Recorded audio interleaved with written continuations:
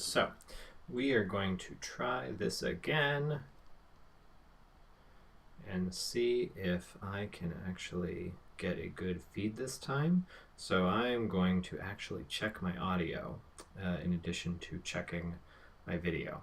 So let's see. Am I even on? Live. Fantastic. Okay.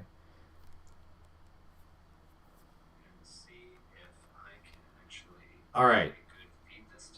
Great. So, all right, take two at the week 9 lecture for that should 33030 at Kent State University, the Games for Education course. And the title for this one is a bit long. Chocolate Covered Broccoli, Finding the Fun in Transformational Games. So let's talk about this title a bit. The phrase chocolate covered broccoli is one that is brought up a lot in transformational games. The idea is that we're taking something traditionally boring, like educational content, and trying to dress it up in something fun, like something healthy for you, covered in something fun. Now, we can debate sort of the health benefits of video games in general, less whether they are, and more like, more so like, I mean, there have been studies put out that say that video games in general are very good for cognitive development. This is not the lecture where we detail some of those. However, suffice to say, this is a sort of like popular phrase in transformational games because of this idea that like games are fun and unserious, and learning is serious. So like they're opposed to one another somehow, which is not true in a lot of ways. But we're going to describe how to sort of fight this perception.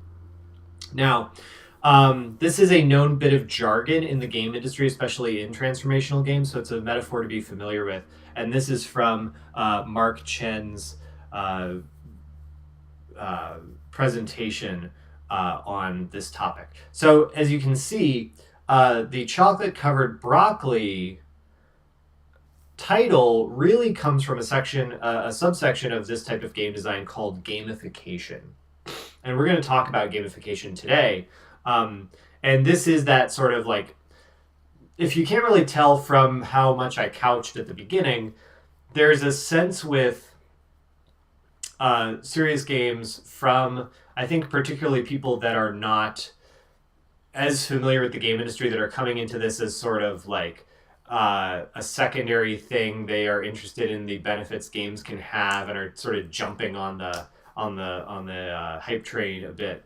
But what a lot of people do with that is they jump into an area called gamification, and that is where this chocolate covered broccoli thing comes from, because it is this idea that like games are fun and learning is not, when in fact that's sort of like an oversimplification of games. And if you haven't picked this up, a lot of this class, in addition to training you in production and the kind of science and art of this type of game design, really also tries to address these sort of like negative tendencies in this area of the industry where people are jumping on without a proper understanding of games and why games are interesting. So what we're going to talk about today, gamification, but we're going to talk about definitions, examples, and problems of gamification. We're going to talk about gamification and where it sits in the types of game psychology that we studied. So gamification is not necessarily, if used properly, it can be a good tool. The problem is when it is used alone, and when it is used, like it's the entirety of the design, and when it is used like kind of non-critically. So we're going to talk about also an idea called game design patterns from a researcher named Chris Barney, who put out a book last year at the time of this recording, called Pattern Language for Game Designers. which is really excellent, and I think every game designer should have a copy of. And we're going to talk about those as tools for avoiding gamification. And then last, I'm going to talk about, in the context of patterns and not gamifying things, I'm going to talk about one of my own games called La Mancha. So first of all, let's start with gamification. When people usually talk about chocolate-covered broccoli, they're usually talking about gamification. Both practitioners of gamification and people who are game developers. So the nice definition of gamification is this: using game reward systems for non-game activities. So when I say game reward systems, I think of any time like a game gives you a widget, a cookie, a medal, anything like that. So this is based on something that is common to most games that you are going to use. Rewards. They're a very typical part of games. And this is not a thing that says don't use rewards. Please use rewards. For the love of God, please use rewards in your game. They're useful. Entire games are based on the idea of getting rewards to open access to new areas, like Metroidvanias. So rewards are good, but when rewards are the only thing people think are good about games, we run into problems. So again, this is that issues with people who don't understand what games do that get people excited, and applying what they think are the fun elements of games non-critically to games, or to real world activities. So over the last 10 or 15 years, gamification has been a topic of lots of books on how to employ it in education, training, business, sales, and other applications. So this is kind of like a big hypey buzzword, sub-industry of the industry. And it's one that we kind of have to deal with. You have to deal with the fallout of this when you are a game designer trying to make transformational games. So these are where reward systems are applied to non-playful activities like buying products, schoolwork, using a business's website, or other things that a company may want you to do. So you can recognize gamification anytime you encounter a system that offers you things like points, levels, achievements, or badges for accomplishing real-world tasks. The educational management platform Blackboard, for example, has an optional badging system that teachers can use to incentivize students to engage with a class's page. I, for one, never used this, by the way, when we were on Blackboard, and if I find one in Canvas, I will not use it either, because it's probably bad. Most gamification is bad game design. Examples of gamification include the website and app Super Better by Jane McGonigal. Players complete quests that are actually real-life wellness tasks and log them into the site for points and like a level, like an experience based system, kind of like Dungeons and Dragons, but without the Dungeons and Dragons. The language learning app Duolingo is another example of gamification. Players are given points for taking language lessons and awarded bonuses for using the app for multiple days, or watching in-app ads from Duolingo sponsors if you elect to not buy into the paid version of Duolingo. And these are kind of like even old screenshots. Duolingo has like lots of really fun animations and things like that in it right now. So I'll talk about, I'm calling it out for gamification here, but I actually think Duolingo is pretty good, and I'll tell you why in a little bit. Other more subtle examples include reward programs created by companies for people using their products, or even recruiting tools for the military. So, sometimes you have these sort of customer loyalty programs, which have been around for a long time. They've just sort of like been turned into a science of gamification. Or things like America's Army, which is a game, sort of console and PC, like commercial style AAA shooter, but made to be a recruiting tool for the US military. So as game designers see it, though, Gamification is, this is another from Mark Chen. Gamification is badly implemented game design. In another slide from the Mark Chen presentation, he talks about how practitioners of gamification often forget the whole experience of why games are fun and concentrate only on what an outside observer may think about why people think games are fun. So you hear this a lot from people who, again, may have never picked up a video game controller. Well, video games, they, as soon as I do a voice, I'm blanking on terms I should know. Video games condition people to do stuff. Whether it be violence or things like that. So people, again, who are not familiar with games, and I say this as somebody who's worked with a lot of people who've been put in a lot of high-level positions in serious game studios. Serious games, not like AAA, hardcore games, but like serious educational transformational game studios. Who've never picked up a video game. I worked with a guy who didn't know what Django was one time. And again, it's not that you have to be a gamer, but know the thing that you're professionally doing. Know about the business you're in, right? But when you have people who come out from the outside, that can be beneficial in some cases, but when they end up in the game designer role, you turn in these things that are more based on this sort of misconception of how games engage audiences.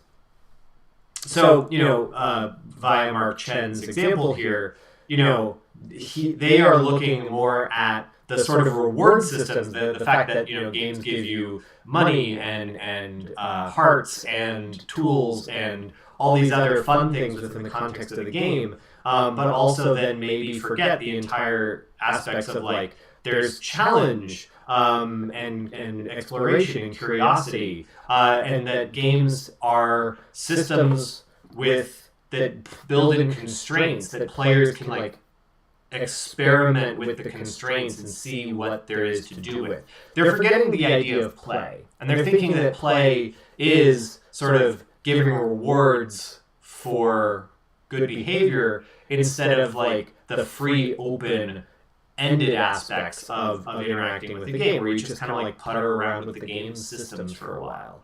Thinking of games like Portal, where you have tasks to achieve, but you can also just kind of mess with the physics of the portals sometimes. And there's lots of spaces where you can do that with no penalty. Likewise, they miss the idea that games can be social and culturally enriching, or come from culturally rich places. So, again, it's sort of built on this myth of the player playing in a dark room, by themselves. And that's just simply not the case. Even if you are playing a single player game, who amongst us hasn't then gone to school the next day to talk about the game that you're all playing at the same time with your friends and compare notes on how to overcome challenges? So applying these sort of reward mechanisms carelessly is indiscriminately pouring chocolate on different things rather than finding foods that the chocolate pairs well with. So again, reward systems are not bad, and in fact gamification systems even don't have to be bad, but if you are only using the gamification and you are only just kind of blindly assuming that it is some sort of uber fix to everything, it can result in, at best, the boring part still being boring, or at worst, the whole thing being super icky.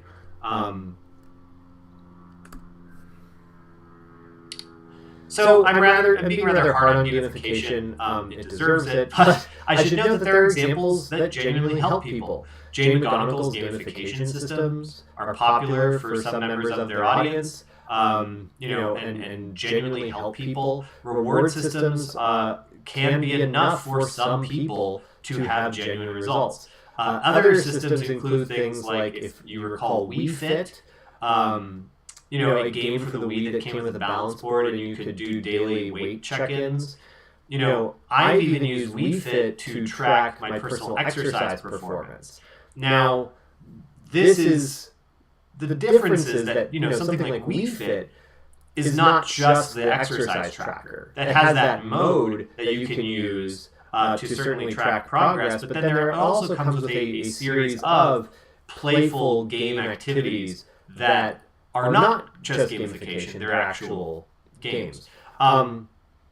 So as with many things in transformational games, the success of your work depends on the research you've done into your audience and into the types of platforms they'll gravitate to. So, sometimes, you may do your audience research that the transformational framework tells us to do, and come away with the idea that, actually, this will be beneficial to, this audience is the type that will just want a phone app that tracks their progress and gives them some encouragement. That's fine. But at least you found that that's the appropriate system instead of just sort of like, I don't know, forming a company that that's what you deliver kind of indiscriminately. That's your product. That's kind of low hanging fruit effort. Which makes for bad games and makes for, it puts a bad look on the industry and on this part of the industry. So let's look at the psychology of games again and see how this matches up with some psychological parts of game design. So I'm not, my little frame here is not covering it up so badly, so I'm not going to mess with anything right now. So we covered three different types of teaching paradigms, if you recall, present in games during our week 3 lecture: behavior theory, Montessori method, and constructivism. Now I'm not going to go over them again. You can go check that lecture yourself. But one of the main criticisms of gamification in particular is that they boil games down to behavior theory style Skinner boxes, this kind of interaction. So if you recall in content warning for animal abuse, if you recall the Skinner box, it was a box in which a rat was placed and a light would go off, and if the rat would pull the lever in the box, when the light went off, they'd be rewarded with a treat. But if they pulled the lever when the light was not on, they would get a small electrical shock through the floor. And so this type of interactivity is what a lot of gamification things kind of are built on. They're built on this sort of like Skinner box reward system. So if you have ever played games like Farmville or Tiny Tower, mobile games that were, and Facebook games that were, popular, again, maybe like 10 years ago, 15 years ago, or not 15, but, 10 years-ish or so ago, you don't really get to interact with much of the game's mechanics. So if you're unfamiliar with Farmville, it was a game kind of like a Stardew Valley type game where you managed a farm, you grew crops, and you sold the crops for money and things like that. But you could like customize your farm and stuff. Cool, right? I love those games. Harvest Moon, Stardew Valley, all that stuff. It's wonderful. Farming simulators are really big now. The downside, though, is that and you've probably, if you've not played these, you've encountered games like this on the mobile market.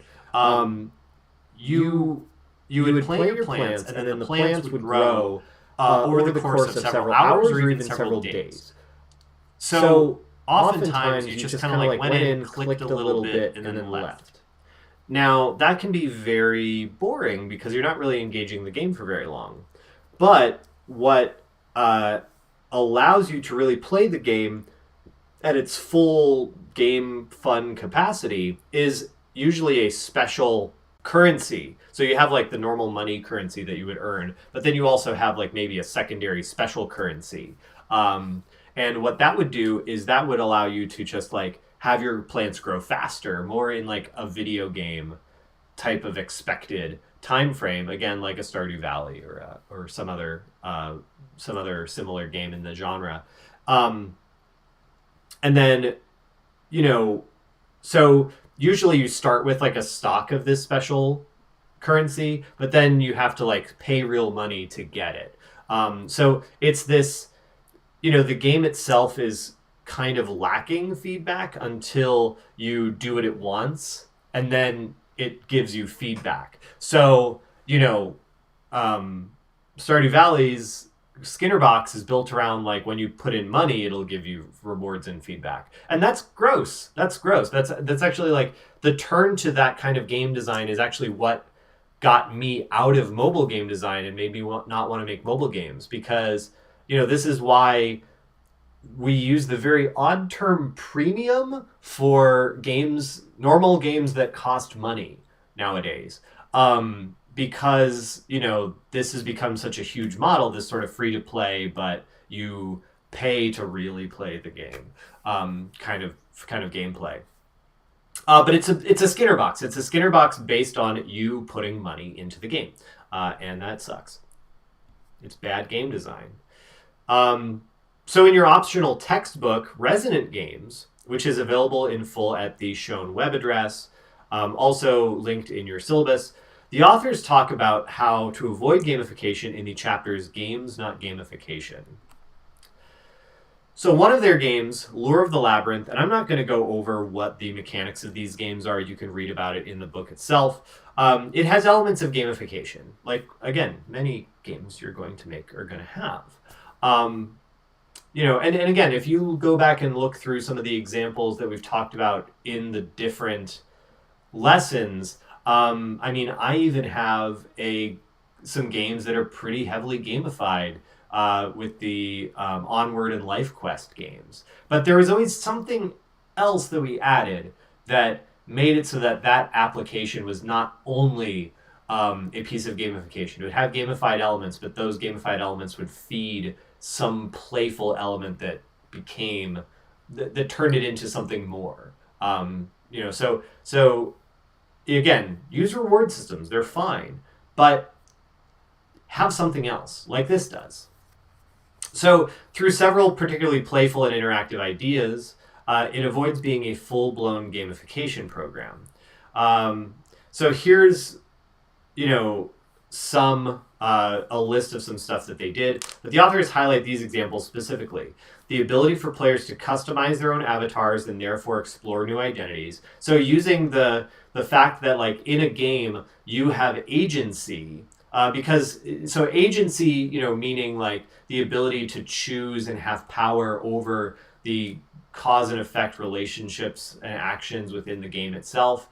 Gamification games really don't give you a whole lot of agency. It's just sort of like do this or don't get rewards, and so you are a rat in a cage, and that's not great.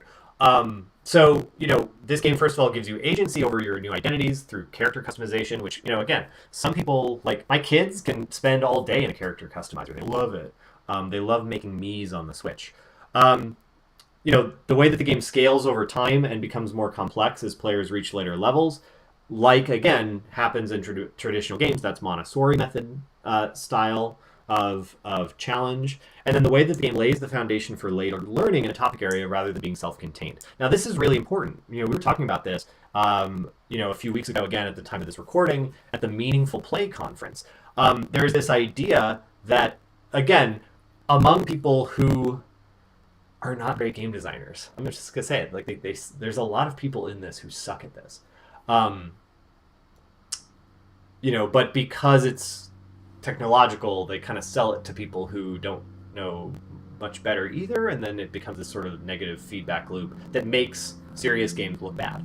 But people try to make the game do everything. They make the game fix everything, and that's just not the case. That's not what you should do. That has several production errors. As you who have studied production will know and are experiencing production will know. You run into issues of scope. You run into issues of budget, both human and monetary and time. So not both, all of those. You run into just issues of design. The design may be too complex, too big. So what do you do? And in this case, what they did was they thought of the game as part of a broader curriculum. So you don't just make the game, you make a study guide for the game, Or you make a curriculum where the game becomes a sort of text that you interact with again and again, but then that turns into, and today's lesson from this will be X, Y, and Z. It's more of um, a tool in a broader framework of education than the sole educator itself. Because again, this gets into the idea, and you've seen me do this, where our goal is not to wave a game. I have a play date here, so this is actually very convenient, small. We can't just like say, "Ooh, I wave my game at your issue." People in your city are not going outside enough. I'll wave my magic game at you, and poof! Suddenly, the sky is blue and water is clean, and people have no conflict. That's not what transformational games do. They are part of a outreach effort. They're part of a wider set of activities. They just happen to be ways to engage audiences with the engaging parts of games, not with reward systems, because gamification sucks if you haven't caught the plot of today. Another game they describe as a science game for middle schoolers called Vanished. Again, I'm not going to cover the themes or the topic of the game. You can go check that out in the book. But according to the authors, Vanished avoids gamification in several ways, such as giving player choices of how to approach the game. So again, there's that agency thing. It's not necessarily only giving you one way of doing something. It's letting you explore the systems. Or designing the game to emphasize social connections between players. Building a strong fictional world that players could interact with. And designing in-game tasks so they are both playful and reflective of the problem being solved. So we have a few other ingredients here. We have, again, there's agency again, but now we have like social connections, because it goes into the idea that games are fun to play with your friends. And games, there's this idea called, and it's not a slide, but so hear me out.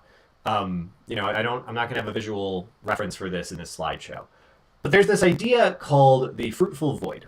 And this is a term coined by tabletop designer Jason Morningstar. He designed a very cool tabletop. He's designed a bunch of stuff, but the work that I know him best from is a very cool tabletop role-playing game called Fiasco, which is sort of like, if you know who the Coen brothers are, Burn Before Reading, No Country for Old Men, Oh Brother Where Art Thou, Fargo, things like that.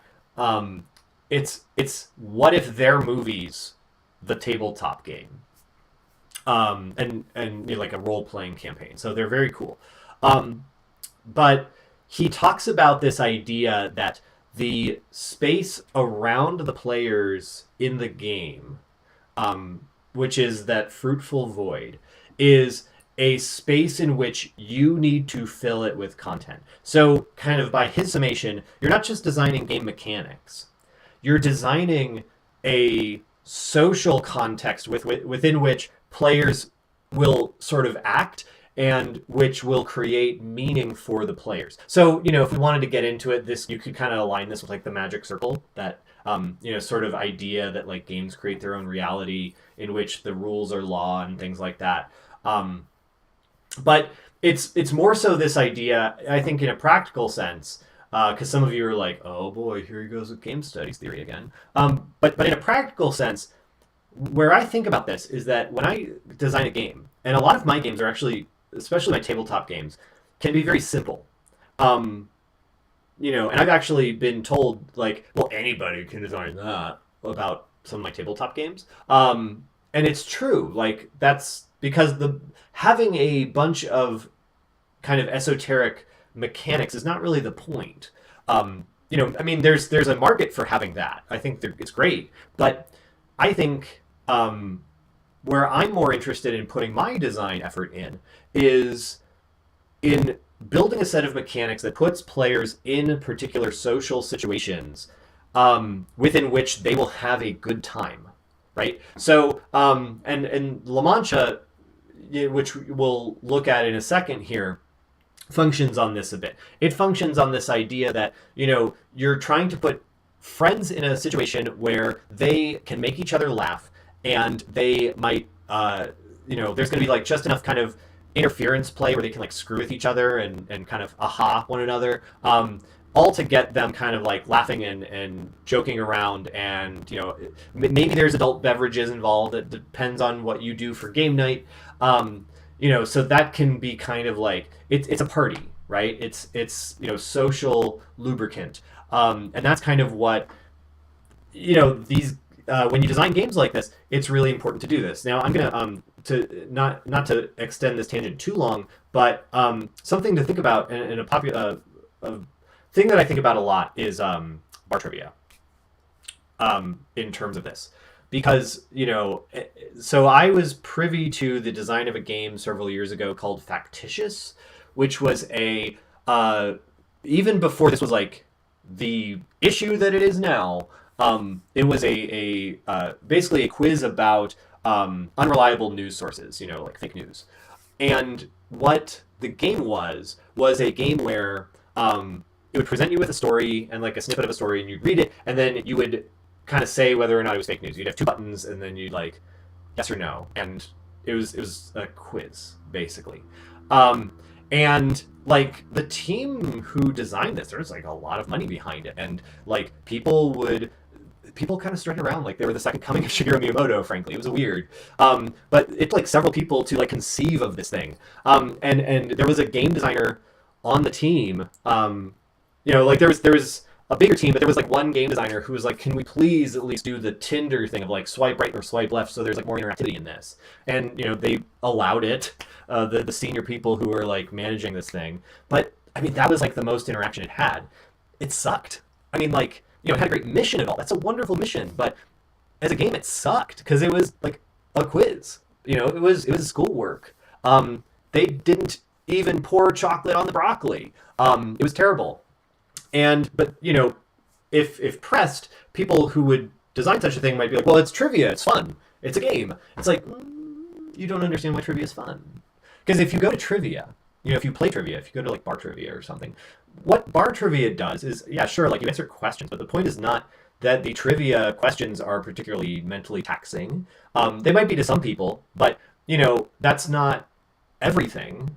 There's the fact that like the bar trivia questions are just like challenging enough, right? That you can't just like go by yourself. You have to like get your friends together and form your little Avengers team of like, well, Susie knows history and I'm good with language, and Brad knows pop culture, like everything about pop culture, and Dana knows sports. So like, let's come together and have our team, right? Well, guess what? You just you're gonna go in group, right? Okay, step one. Then you have these other teams, and you've come up with funny names for your teams, and it's a little competitive. And you have like a host that's telling jokes and having fun with the scoring, all that other fun stuff. So that's like step two is social atmosphere. You're out again, bar trivia, pub quiz, drinks, food. You're having a good time. You're out in a social place, and the game is the thing sort of laying a framework, a scaffolding around this experience where. Otherwise, you might be like, well, why do I just want to go to a bar? I don't feel like going to a bar. And that's why these, or, it doesn't even have to be bar trivia. It can be Jackbox, right? Jackbox games are absurdly simple, but they're social and fun and funny. And, they kept us going in the pandemic. So those games are trivia, but they're trivia to the service of the fruitful void, of filling the fruitful void up between the players with meaningful engagement and building a social experience, whereas understanding trivia to be a game and then kind of slapping it on news story analysis with a reward or point system is bad design. So you see where the difference is. There's even though the mechanics are the same, one is using mechanics to create a kind of magic, the other is I don't really know what it misunderstands it's trying to give you some points, and it thinks that's engagement. So, those are really important distinctions that all game designers have to wrestle with, and I hope that you understand the difference between as upcoming designers. So even just looking at these examples, we can already see how these principles map to the different types of psychology that we study. And again, I wasn't just going on a rant with the thing about bar trivia and Jackbox and fruitful void. This is the thing here. Sure, there are rewards. You get points in bar trivia. You can